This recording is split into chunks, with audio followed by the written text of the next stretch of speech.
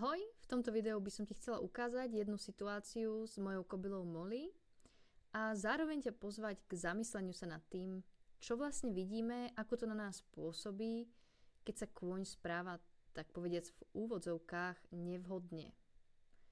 Možno si pri pohľade na video povieš, že tá kobyla je dominantná, treba jej ukázať, kde je jej miesto.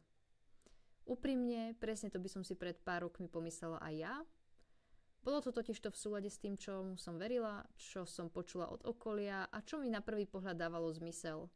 Akurát počas života som narazila na kone, pri ktorých to neplatilo a začala som sa zamýšľať, čo iné môže byť v hre. Našťastie som nachádzala odpovede v rôznych knihách a od profesionálov, etológov či behavioristov. Vďaka tomu sa dnes na to pozerám inak.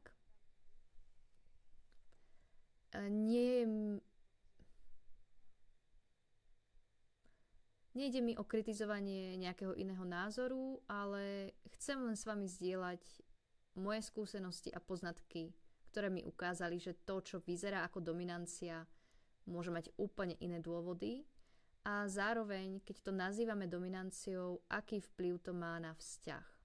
Čo by nám mohlo pomôcť vysvetliť túto situáciu je princíp stresového vedra, alebo koncept teda stresového vedra. A idea je veľmi jednoduchá. Predstavte si, že každý kôň má nejaké vedro. Niektorí majú to vedro väčšie, niektorí menšie. A do toho vedra sa zbierajú stresory počas dňa, počas noci, počas týždňov, počas mesiacov.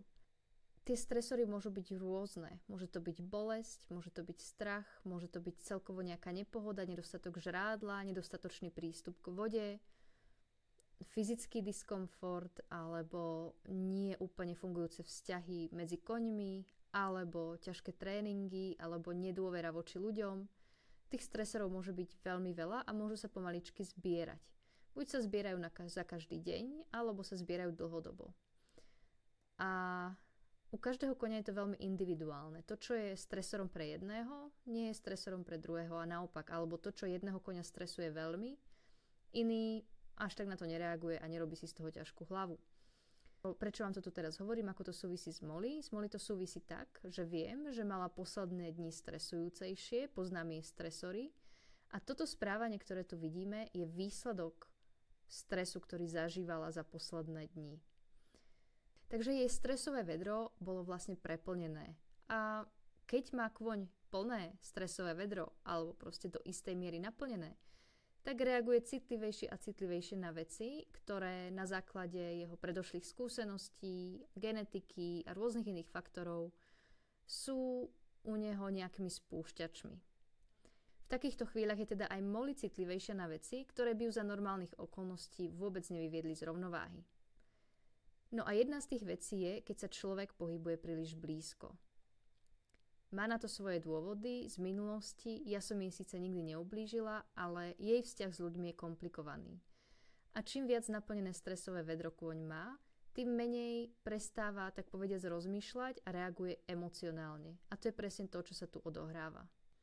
Takže to správanie, ktoré tu vidíme, ktoré by som v minulosti nazvala, že sa mi snaží dominovať, je len prejavom nepohody, diskomfortu. Je to len komunikácia, v ktorej ma vyslovene prosí, nechoď ku mne tak blízko, nepáči sa mi, že si tak blízko, necítim sa dobre, keď si tak blízko.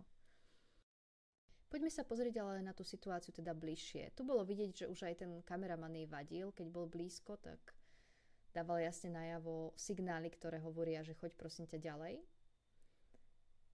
No a tie isté signály budeme vidieť, keď ja sa tam začnem približovať. Čo tu vidíte je, že robí pauzy medzi tými jednotlivými výrazmi, ktorými mi hovorí choď preč. Čiže ja k nej prichádzam, ona už má uši vzadu a dá hlavu nabok, čím mi hovorí choď prosím ťa preč a dá mi ten čas, aby som odišla, ja len neodídem. Ja si ďalej robím svoje, ignorujem ju a zase dá hlavu nabok, čím mi opäť vytvára ten priestor, že choď prosím ťa preč. A čím viac sa ja ale približujem, tak tým silnejšie mi ona dáva silnejšie a silnejšie signály, že nech teda odídem.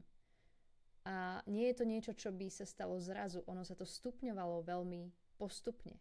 Neudialo sa to z ničoho nič, že by sa ma snažila uhryznúť, ale viedli k tomu postupné kroky.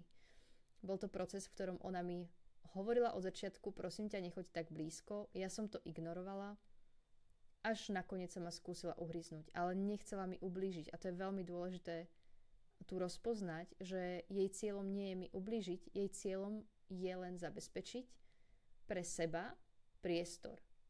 Jednoducho je to taký barometer toho, ako sa cíti vo svojom živote a ako sa cíti v tejto situácii. Ďalšia vec, na základe čoho viem, že je to u nej v jej prípade, v tomto konkrétnom prípade stres, je to, že keď vypustíme jej stresové vedro, tak môžem robiť tú istú činnosť, ktorú som robila a nevadí jej to. Takže to je jedna vec. Viem to predvídať, kedy sa to bude diať, kedy sa to nebude diať. Viem zmeniť situáciu tak, aby sa to nedialo. A nie je to tým, že by som sa jej snažila ukázať, kto je dominantný. Ono totiž to, keby som tvrdila, že je dominantná, respektíve to by bolo moje vysvetlenie, tak sa zameriavam na niečo, čo je ako keby v nej, čo je jej charakterová črta. A tým pádom s tým neviem nič spraviť, pretože to neviem zmeniť. Ale keď to vnímam tak, že mi komunikuje nejaký diskomfort, nejakú nepohodu, či aktuálnu alebo dlhodobú, tak viem začať hľadať, že čo konkrétne je tým spúšťačom tej nepohody. A čo konkrétne jej pomáha vypúšťať to stresové vedro, napríklad v prípade Molly. A keď sa mi podarí jej to stresové vedro vypustiť, tak zrazu tá istá činnosť, ktorá jej vadila, jej nevadí. A v tom je ten hlavný rozdiel, keď nálepkujeme versus keď hľadáme príčiny. Keď nájdeme tie príčiny, tak ich vieme potom odstrániť alebo zmeniť to prostredie tak, aby nevyvolávali tie emócie, ktoré vyvolávajú. A posledná vec, ako to viem, je ešte tá, že keď má pohodové obdobie, tak príde za mnou sama a ten kontakt si pýta, je jej to dokonca príjemné. Neodháňa ma od seba. Takže opäť tu vám aj ukážem v podmaze nejaké video, kedy je v pohodičke a kedy práve že za mnou chodí a chce, aby som ju škrapkala tými istými hrablami, ktoré jej vadili. A vadilo jej, že človek sa okolo nej motal s hrablami, pretože sa cítila ohrozená. No a ako som na začiatku spomenula, keby som toto správanie chápala ako jej snahu mi dominovať, ako by to ovplyvnilo náš vzťah. Ovplyvnilo by to tak, že by som sa jej snažila ukázať, že ja som šéf a že si to nesmie dovolovať. Inými slovami by som ju potrestala za to, že sa správa tak, ako sa správa. Potrestala by som ju za to, že mi hovorí, ako sa cíti v podstate. A tým pádom by som narušila jej dôveru.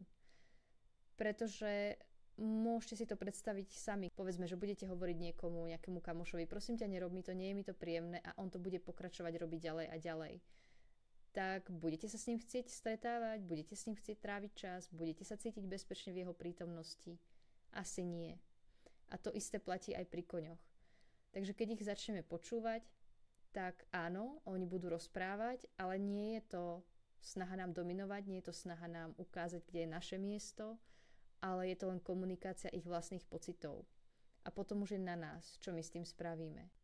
Vďaka tomu teda, že poznám tieto hlbšie súvislosti, vďaka tomu, že viem, že Molly sa tak správa len keď sa necíti dobre dlhodobejšie, alebo keď je z niečoho rozrušená, tak reagujem na to adekvátne a reagujem na to tak, že nenaruším jej dôveru vo mňa a sú to pre mňa len informácie o tom, ako sa cíti. Keby som to brala osobne, ako útok na moju osobu a potrestala by som ju za to, tak áno, mohla by sa naučiť, že to nesmie robiť, ale to by nemuselo zmeniť jej pocity smerom ku mne, respektíve v rámci tej situácie. Čiže môže sa naučiť robiť to, čo ja chcem, čiže reagovať tak, ako sa to mne páči, ale strácam tým potom množstvo informácií o tom, ako sa cíti, pretože nebude sa cítiť dosť bezpečne na to, aby mi to dala jasne najavo.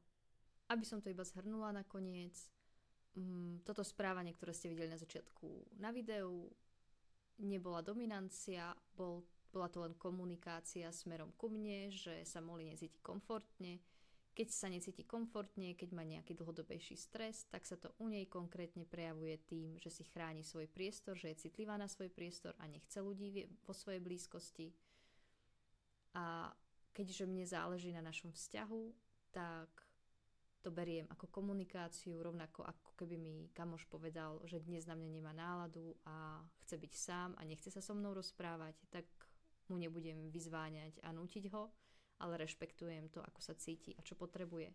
Rozumiem tomu, že tento prístup nemusí byť pre každého, ale ak máš pocit, že by si sa chcela na svojho koňa pozerať trochu inými očami a chcela by si rozumieť hlbším súvislostiam, ako to funguje so správaním, čo všetko vplýva na správanie a čo s tým môžeme robiť, tak sleduj môj Instagram, YouTube, budem postupne pridávať rôzne videá a ďalšie zamyslenia sa nad rôznymi témami. Zároveň dokončujem teraz krátky online kurz o prvých krokoch k harmonickým vzťahom s koňmi, ktorý bude zdarma, takže ak nechceš, aby ti to uniklo, určite sleduj tento priestor. Ahoj!